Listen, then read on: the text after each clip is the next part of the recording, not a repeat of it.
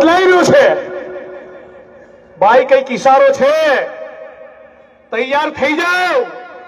2027 ની ચૂંટણી અને એ પૂર્વે કોર્પોરેશન તાલુકા જિલ્લા પંચાયતમાં કમર કસી નાખીએ તો પવન એ આંધીમાં બદલાવાનો છે, આંધીમાં।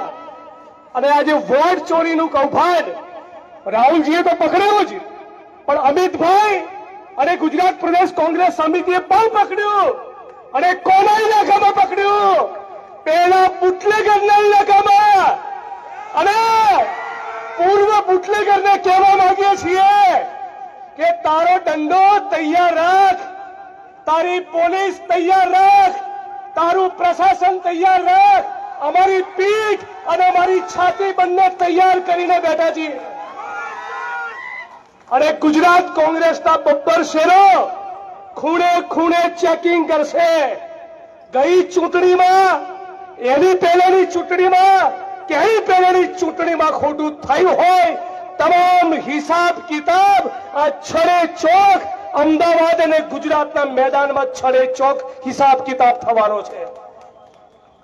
આજે વોટ ચોરીની સાથોસાથ ઘણા બધા મિત્રો અમદાવાદ અને ગુજરાતના ખૂણે ખૂણેથી, ખાસ કરીને અમદાવાદના રાણી મોટેરા ચાંદખેડાથી ગરીબ માણસો, મધ્યમ વર્ગના લોકો પોતાના મકાનો બચાવવા આવ્યા છે।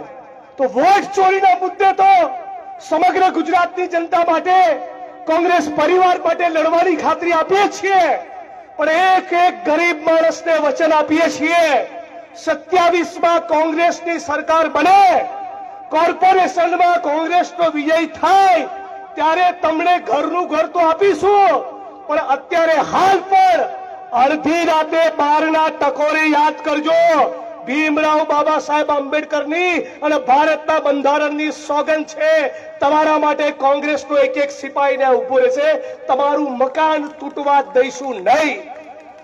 ગરીબ માણસ ગુજરાતનો કાળી મજૂરી કરી પોતાના જીવનની એક એક પાય જોડીને પોતાનું આશિયાનું, પોતાનું મકાન બનાવતો હોય, અને તમે ઓલિમ્પિક અને કોમનવેલ્થ ગેમ્સના તાઇફાના નામે 1 લાખ માણસોના મકાન તોડવા માંગતા હોય તો અમે પણ નક્કી કર્યું છે 1 ઇંચ તમને જમીન લેવા દઈશું નહીં। આદિવાસીઓની કે દલિતોની, મુસ્લિમોની, ઓબીસીની, ઠાકોરની, માલધારીની કોઈનું પણ મકાન પણ તૂટવા દેવાના નથી।